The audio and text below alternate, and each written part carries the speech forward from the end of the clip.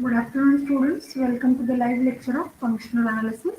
In the last lecture, we have seen an important theorem proving that if y is complete, then bxy is complete. What is bxy? Bxy is actually the set of all bounded linear functions from x to y. Okay. Therefore, our aim is to show that this is complete. Already in the previous section, we have proved that this b of xy is a normed linear space under the operator norm, right? Then now proving this theorem that Bxy is complete, it proves that this Bxy is also a Banach space, right now? In order to prove this to be a complete, we should start with the Cauchy sequence in Bxy, and we have proved that this Cauchy sequence converges to a function t in the same space, that is in t in B of xy. This we have completed in the last lecture. Depending on this, we have proved whenever S and T are the two bounded linear functions, then their composition ST is also bounded linear. Okay. Actually, I have given you this as a homework to prove. I hope you all of you have tried this, right?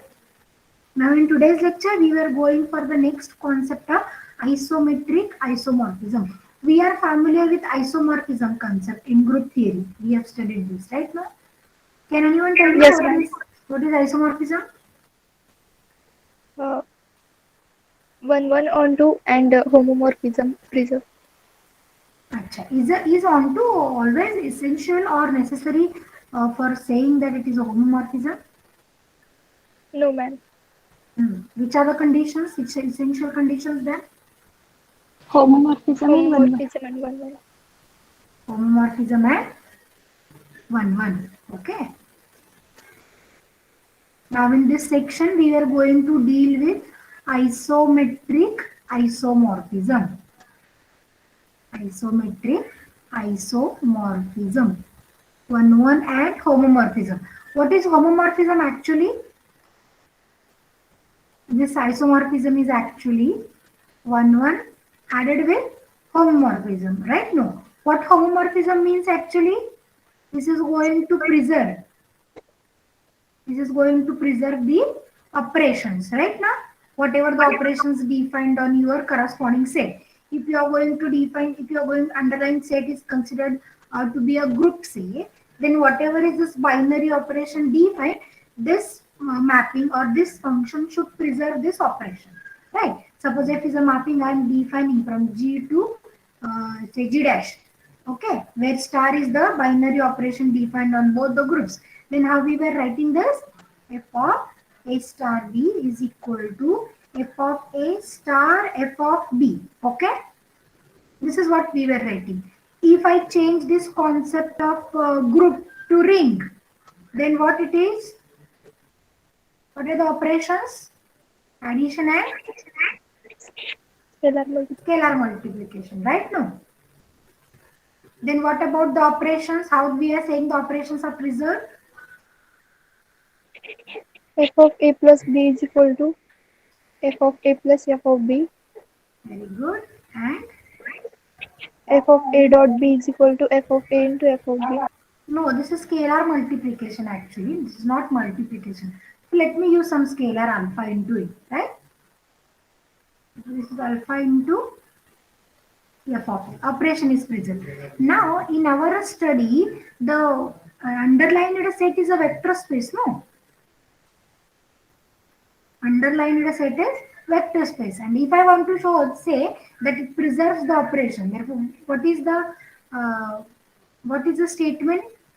For homomorphism, again f is a mapping say from V to V dash, vector spaces.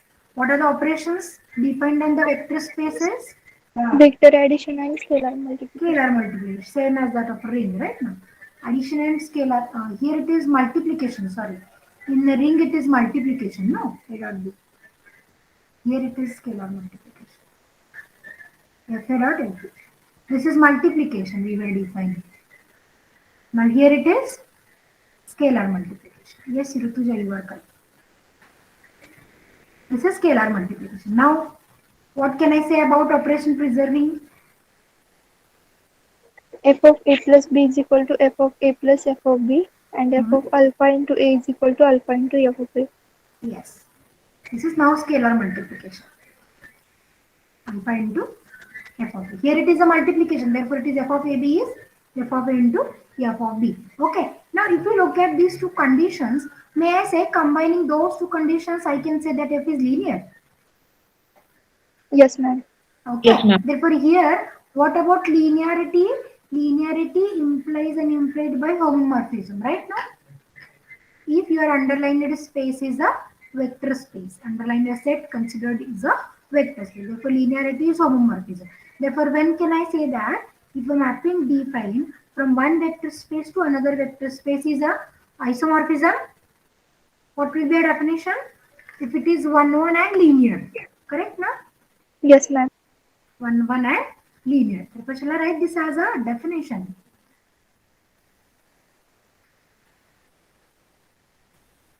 Wait a minute.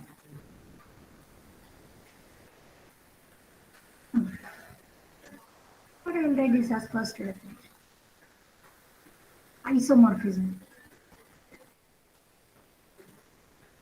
Isomorphism. Okay.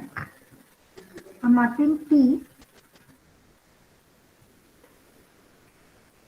I'm mapping T from X to Y. What these X and Y under the consideration are? These are the vector spaces, right? Is said to be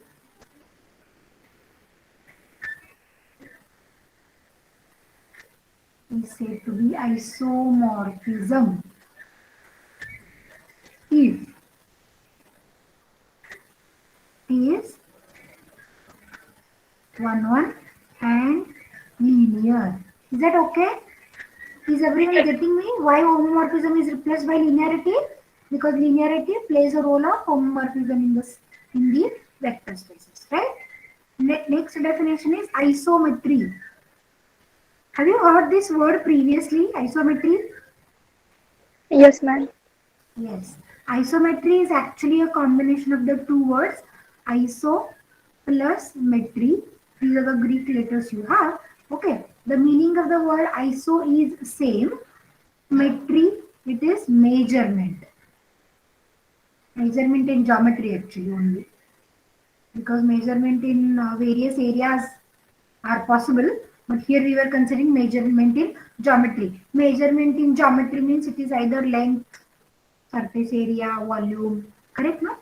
But here the word isometry tells us if whenever a mapping is said to be isometry, if it gives you same measurement, if it gives you same distance from domain to codomain under the given mapping. Okay, let me write the definition. Let x and y be normed linear spaces over the field K. Over the field K, T from X to Y.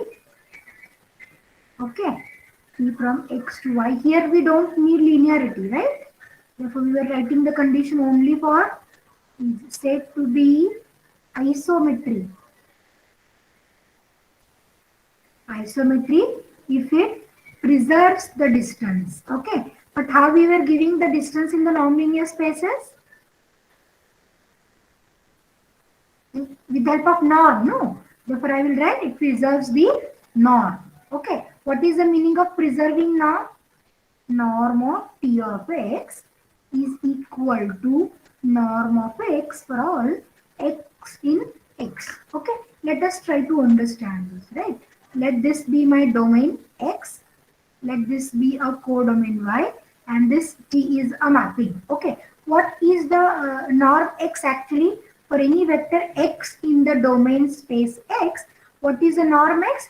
Time being, let me consider this to be a origin, that is the 0 of the corresponding space, origin of the corresponding vector space. Okay, norm x, let me consider by the shortest distance. Then what is the norm x distance? This is the norm x distance, right? Yes, ma'am. Okay. Now let us apply T image of this vector. Somewhere here we will get T of X. Okay. Assume here is your origin. Okay. Origin of the corresponding domain, codomain space Y say. Then again, as of we were considering the distance by shortest line, then what should be this distance? This is your Not distance, here. and both the values must be same. These two must be equal, right? Distance of a vector x from the origin in the domain space is exactly equals to distance of its t image from the corresponding origin. If these two are same, we say that the mapping is an isometry. Therefore, here you can observe the word same measurement. Correct now? In the domain space, whatever is the measurement, whatever is the distance of a given vector, if we take its t image, the same distance will be taken from the origin. That is, norm x is equal to norm of t of x. Can you tell me some examples of the functions who are isometries? Hmm? Can you tell me Identity some? function. Yes, it is identity function. Very good. Identity function always gives you isometry. Correct? So here I will write one example, identity function. Next. Yes, students. 0 function. Zero is also there because actually it is giving us zero value. F of x is equal to 0 for all x, no? Correct? Yes, ma'am. Whether 0 will be there, it's a question mark actually. Zero function. Why I am saying zero function? Because the definition of zero function is f of x is equal to 0 for all x in x, no? What about a vector, non-zero vector? Non-zero Ma'am. vector has non-zero norm, but its f image will have a zero value, right? Therefore, its norm value is equal to 0. Therefore, these two are not equal. So, zero function is not an isometry, right? Okay. Next, are you aware about translation function? Yes, ma'am. Whether translation is an isometry? How the Yes, ma'am. function is defined actually? If f of x I am going to define as x plus a, right now? Yes, ma'am. Let us take this on a real line simply for the sake of understanding. Okay. Then what I'm going to consider vector a, some fixed values I'll keep. Okay. Suppose a I am taking 2. A I am taking 2. And suppose this is the domain under the consideration and interval the suppose 1 to 3. Okay. Wait a minute.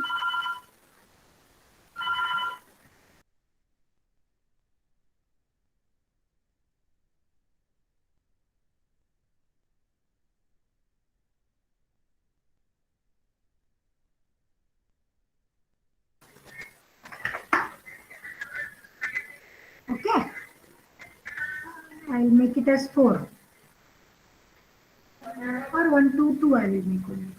1 to 2. Yes, what will be a translation means?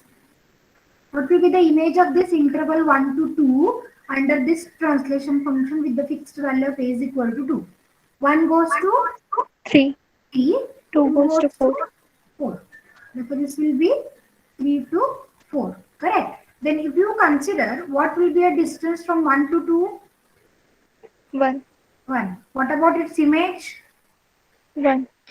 Right? If I consider this as I, this will be my f of I, right? No. But still the distance is preserved. Still the distance is preserved. Correct now? This is what in R space. What will be the value? What will be the same situation in R2 space? Yes.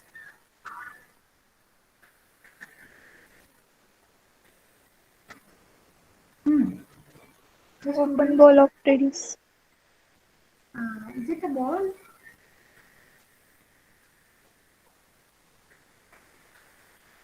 Is it a ball?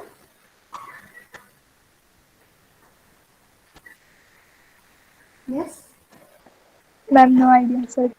Okay. Suppose I take 1 point here. Say 1, Straight 1. line. And suppose I am taking one vector 1, 1 in R2.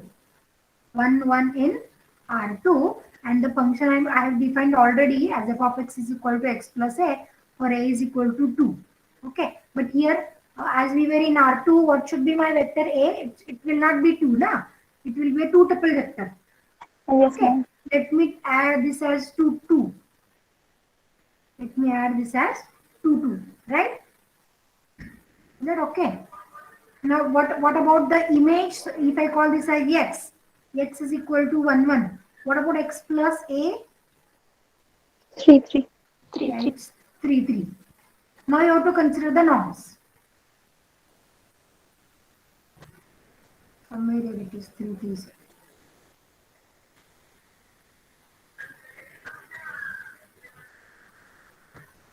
No, but I have to consider the distance. No, wait a minute. What we will do?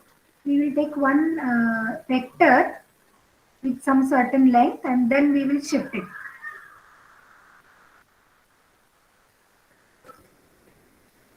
Okay. Suppose I am considering this vector with position 1, 1, 2, 2, 2. Okay. What is the length of this vector? What is the length of 1, this 1, vector? 2. 2, 2 to 1, 1. By distance formula you have to calculate, right now? 2 minus 1 bracket square plus 2 minus 1 bracket square. What will be the length? Root 2. 1 square plus 1 square. This is root 2. Now let us make the translation of this vector by the scalar a. Therefore, if I add a vector fixed vector a to this point x and say let this be y, then x will be shifted to new position 3, 3 somewhere here. Right now? Suppose x dash I will call, and y will be shifted to some y dash, correct? The distance will be, the vectors will be x dash will be 3, 3, and what for y? 4, 4, na? 4, 4. This is the length of a vector xy. Now what is the length of the new vector translated vector x dash y dash? If I calculate with the distance formula, again this is 4 minus 3, 4 minus 3, 1 square plus 1 square. Is that okay? This is Yes, under ma'am. root 2. So this will be a shift. This will be a translation right now. The vector x is shifted to this position, y is shifted to this position, but still the length will remains the same. Therefore, translation is also the isometry. Rotation, whether rotation is an isometry. Suppose this is your three-dimensional space. You have one vector here, somewhere here with length unity say.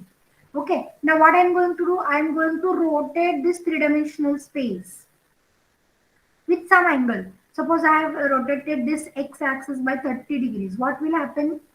Somewhat like it will be a position. Now, what is the effect on the length of this vector then? No effect, right now? Yes, ma'am. Length is going to remain the same. Therefore, rotation is also an isometry. So, for isometry, it's simply a function which is going to preserve the norm or which is going to preserve the distance. Now, we were going to deal with the third definition, isometric isomorphism. Isometric isomorphism. What do you think? What will be isometric isomorphism? How many properties it will have? The function should be 1, isometry 1 first. linear and Ah, isometry.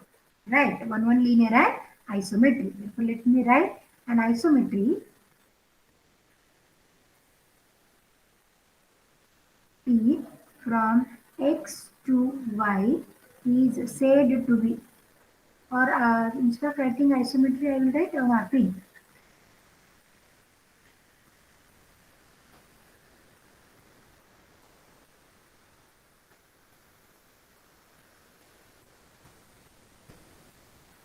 A mapping P from x to y is said to be isometric isomorphism.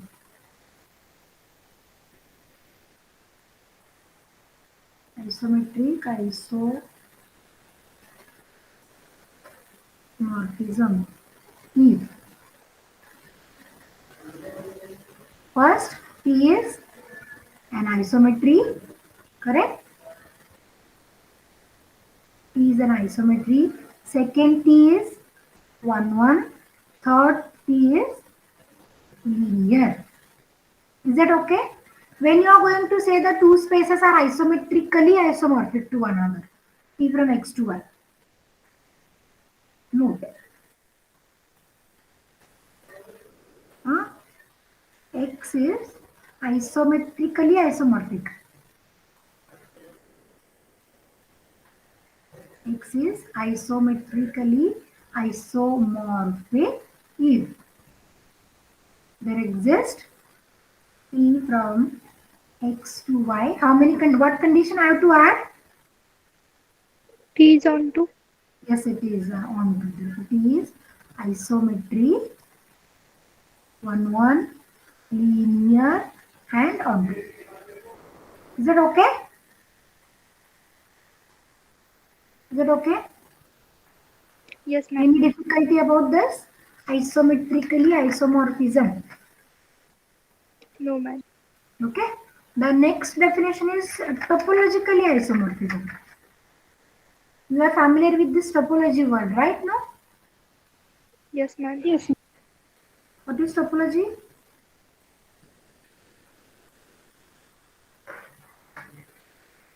Yes, what is It topology? satisfies 4 conditions. Yes, what are the 4 conditions? Phi belongs to that set. Hmm? That X belongs to that set. Hmm? Hmm? Arbitrary union belongs to that set, and finite intersection of belongs to that set. Very good. Then the set, what is the nature of element of your sets? Open sets, no? So, yes, ma'am. Topological isomorphism. Okay. Do you know that every metric defined on a set induces one topology? Metric topology it is called as. Yes, ma'am. And what are the sets under the consideration of open sets under the consideration? If it is the Intervals. yeah, those are the intervals. Open sets are the open interval. Therefore, here one can say that every metric on every space, right, induces one topology. Induces one topology, and what the topology is called as metric topology. The topology is called as metric topology. Okay. And what are the open sets under this metric topology? These are the open intervals. We were considering R, na? Usual metric on R. Then the open sets are open intervals. If you move on towards so R2, then these are the open disk, right? And if we move Yes, ma'am. on to R3, this becomes open balls. Right now? Therefore, every metric space itself is one topology. Now, we are going to study when the two spaces are said to be topologically isomorphic. Isomorphism we have already. Now, only one restriction we were going to add, topologically isomorphic. The word topologically isomorphic tells us that the topologies induced on both the sets must be same. The topologies induced on both the sets must be same. When you are going to say that the topologies are same, if the topology generated are same, correct? And the topology is no doubt one set, no? Topology Yes, is ma'am. the collection of sets satisfying certain conditions. Satisfying certain conditions, right? Then if I wanted to say the topologies generated are same, what is the meaning actually? Number of elements are same and elements are also equal, right? Now when we say that the two sets are same, first condition, Cardinality is same and elements right, also same. first condition is cardinality same, and second condition A is equal to B. Now elements are also same. Likewise, whenever I'm trying to say that two sets are topologically same, means these two sets generate same topology. Generate same topology means topology is collection of sets. Therefore, the two topologies generated on the given sets must be same, and this is done by few conditions. What are the few conditions? Say T from X to Y are said to be topologically isomorphism. First condition induced is T linear. Why T linear is essential? For isomorphism, right now? For isomorphism, how many conditions do we need? One Two and conditions. one and Linear. Linear. yes, one and linear. If I want to say isomorphism, one and linearity must be sure. right? Therefore, the condition is T linear and one already there, and we were add one more condition. T and T inverse are continuous on respective domains. T and T inverse are continuous on the respective domains. Now one may have a question. What happens if T and T inverse are continuous on the respective domains? Do you know one property of the continuous functions? That function is said to be continuous if and only if the inverse image of every open set is open. Correct, na? Yes, Let me ma'am. write that statement. F continuous if and only if for every open set, say yes in, suppose F is a mapping I am considering from X to Y. Then for every open set S in Y, what? Its inverse image,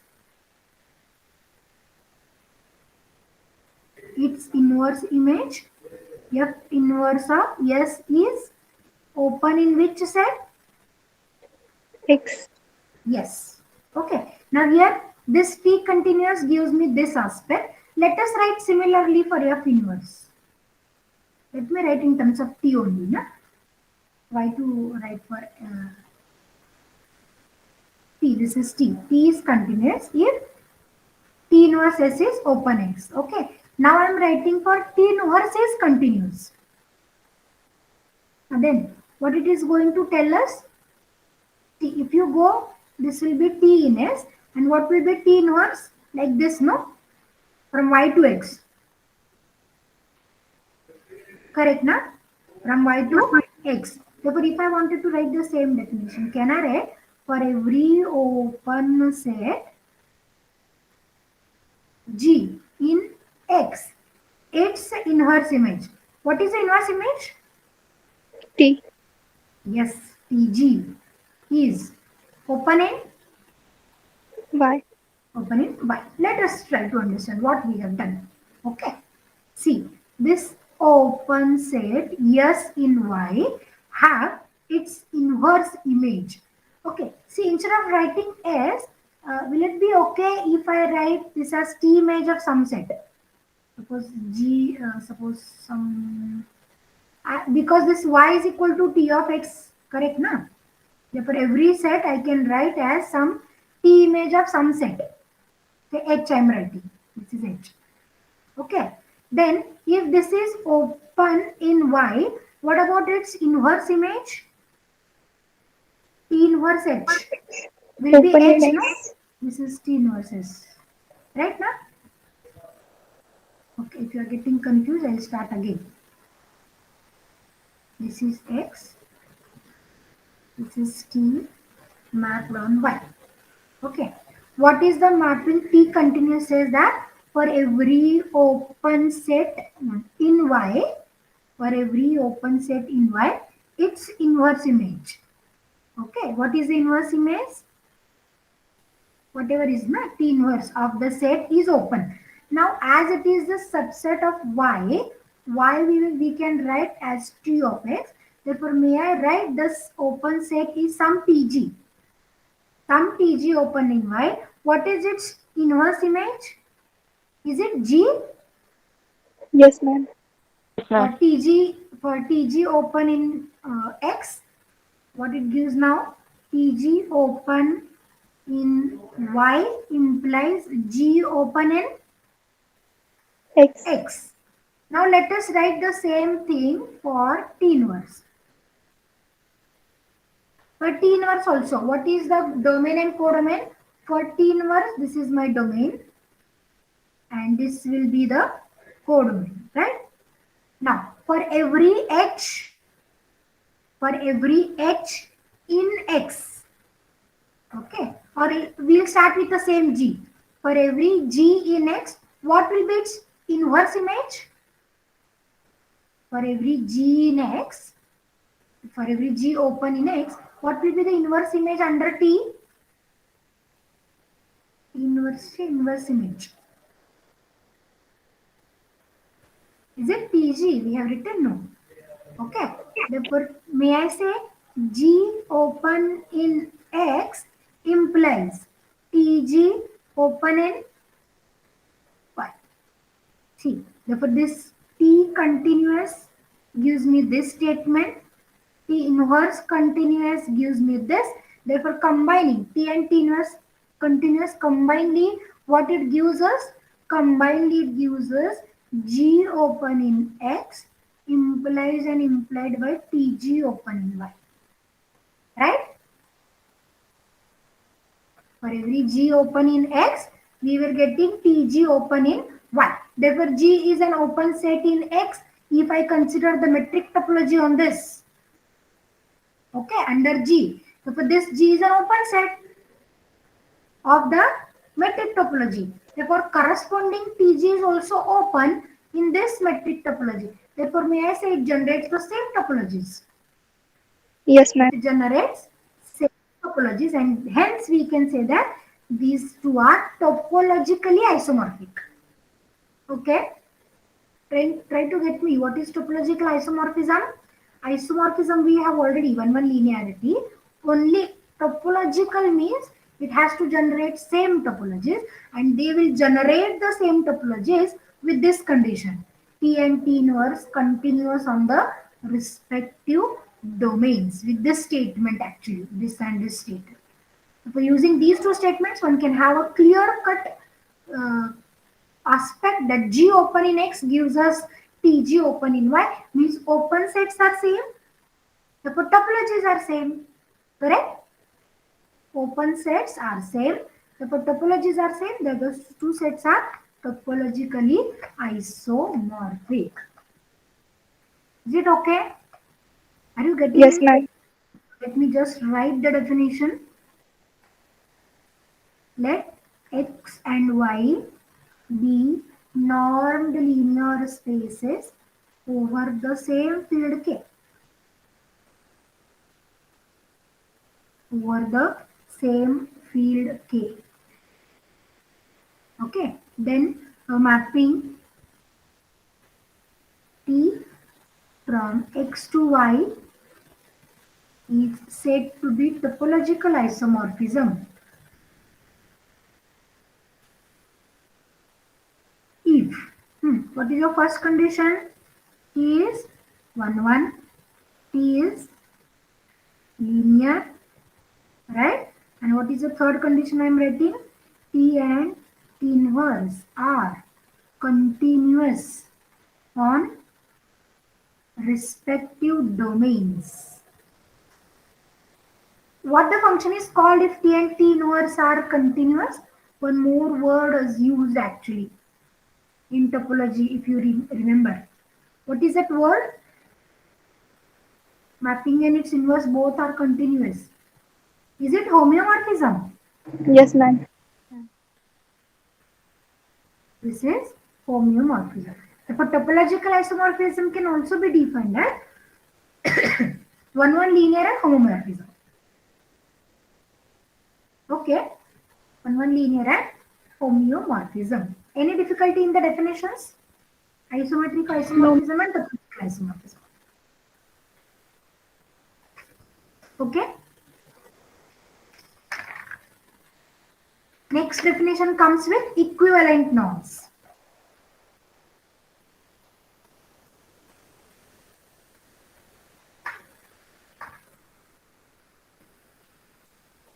Next it comes with equivalent norms. How many norms can we define on a given vector space?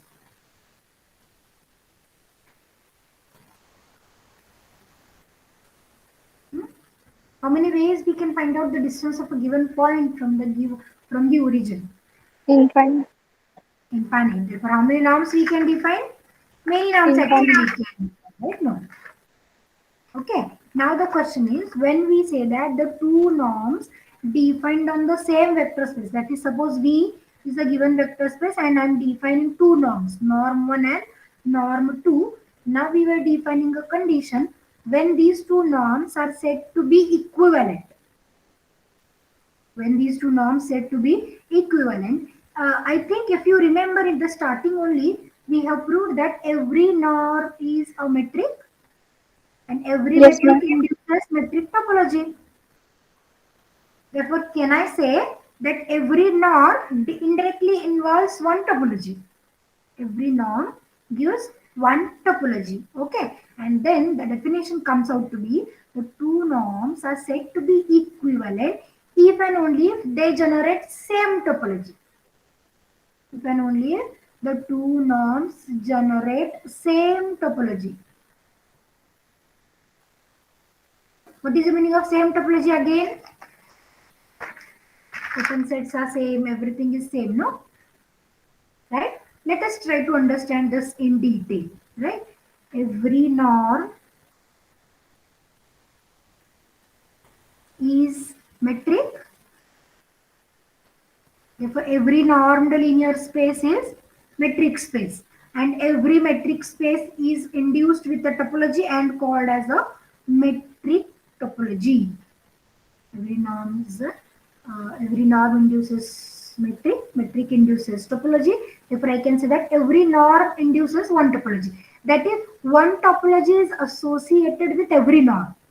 Every norm gives you one topology. Okay. Now we were writing a condition. Two norms are equivalent if they generate same topology. Okay. What is topology? Let me make it clear. Topology is some collection of subsets. Correct now? Is the collection of subsets of given linear space or vector space satisfying certain conditions. Satisfying certain conditions. Now we are familiar with the condition. I will not write the conditions. Okay. Therefore, here by this, can I say every norm induces, or you can say generates. Every norm generates a topology. Topology called as metric topology. Correct? Metric topology. What is the meaning of generate same topology? That is, whatever the collection of subsets is a set, these two sets should be same. Correct? No? Okay. Therefore, if I can write that two norms depend on the linear space if they generate same topology are said to be equivalent norms. Two norms defined on same linear space, if two norms defined on the same linear space if generates same topology. Same topology, then norms are equivalent. Norms are equivalent to one another. That is, topologies must be same, no? Clear cut idea. Whatever the topology generated by the corresponding norm, the two topologies must be same. What is topology actually? Topology is a set. Topology is the set. Same topology means what? The two sets must be same. Correct, no? And when this is going to be happen, two topologies are same under the condition T and T inverse. Again I will write T and T inverse continuous. If this condition holds, it will generate the same topology. How? Let us check. Just now we have seen T and T inverse continuous will give you G open in X implies an implied Y. TG open in Y. Correct? Time being, let me consider T to be identity mapping. Whether this identity and identity inverse both are continuous or not? Yes, ma'am. Yes. Therefore, if this T is identity, what the statement becomes? G open in X, if and only if. T is identity, therefore it becomes G open in Y. It becomes G open in Y. What is the meaning? Open sets defined in both the spaces are same. Yes, ma'am. Open sets are same, hence topologies are same, and hence the two norms will be equivalent. Therefore, what is the condition we were using for saying that they generate same topology? T and T inverse are continuous. If once we show T and T inverse are continuous, we can say that they generate same topology. They generate same topology, and if they generate same topology, both the norms defined are the equivalent norms.